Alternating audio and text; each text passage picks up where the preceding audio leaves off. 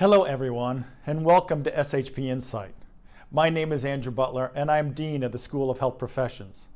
Recently, I spoke with Kevin Spencer, an illusionist, an artist who's performed in front of tens of thousands of people on stages in 34 countries on 6 continents.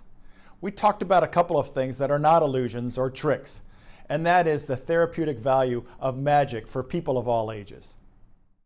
How are you drawn into magic as therapy? So I think that comes from a really personal place for me.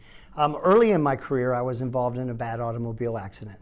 So I had a traumatic brain injury, lower spinal cord injury, woke up in neurological intensive care, and spent the next several months in rehab, just basically working on all the skills that I lost as a result of the accident. And along the way, we've just discovered that what worked for me works for a lot of other people. Magic is a fun and motivating way to get engaged in your occupational therapy in ways that you might not consider otherwise.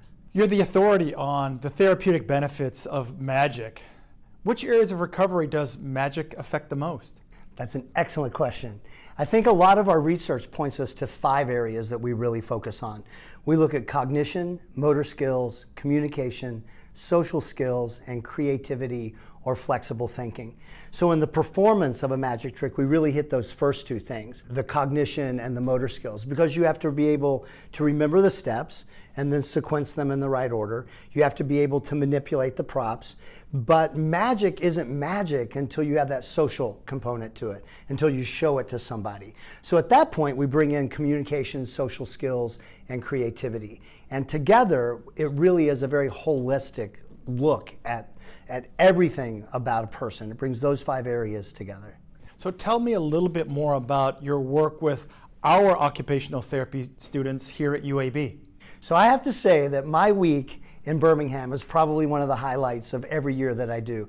My visit here is coordinated by the Institute for Arts and Medicine, and so they have me in the community, and part of what I do is this opportunity to work with Gavin Jenkins over at the Occupational Therapy Program. And what I do here is I expose these first-year graduate students to the concepts of magic as a therapeutic approach. I'm a firm believer, and I think Dr. Jenkins is as well, that if these sorts of creative artistic approaches are going to exist in the real world of therapy, then we have to expose students to them before they're in practice. Because after you're in practice, you kind of get set in your ways, right? This is the way we do a stroke. This is the way we do an accident. This is the way we do a spinal cord.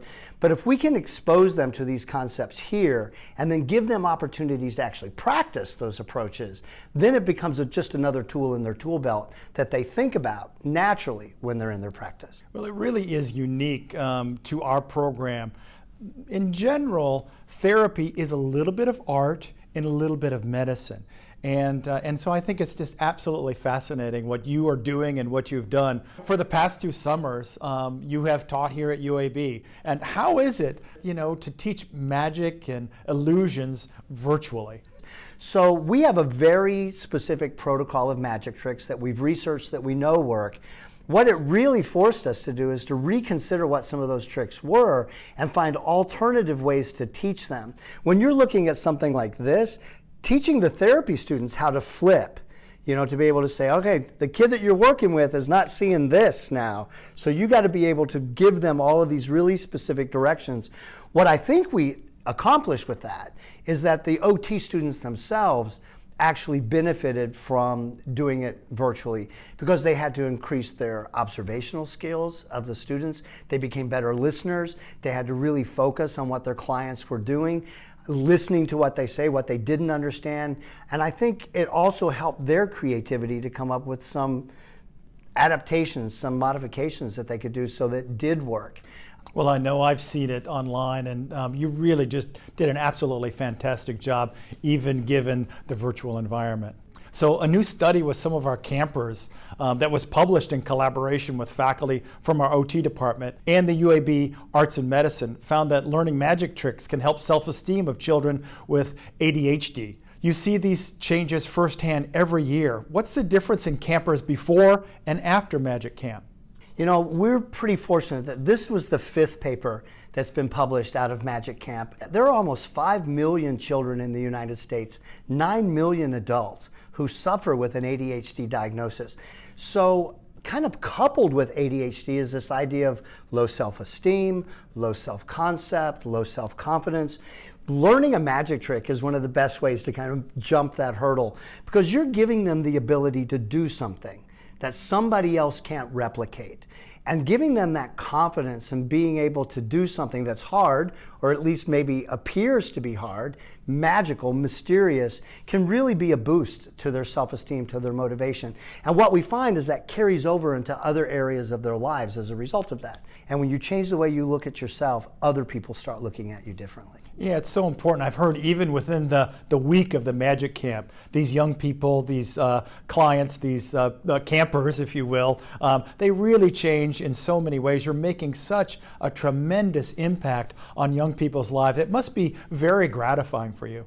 Extremely gratifying, yes. I can't tell you how thankful I am for the opportunity to work here with Dr. Jenkins and the Occupational Therapy Program, with the Institute for Arts and Medicine. I think what UAB is doing with these very research-based creative approaches to occupational therapy is mind-blowing for me, and to be able to have this opportunity to be a part of it is just really a blessing.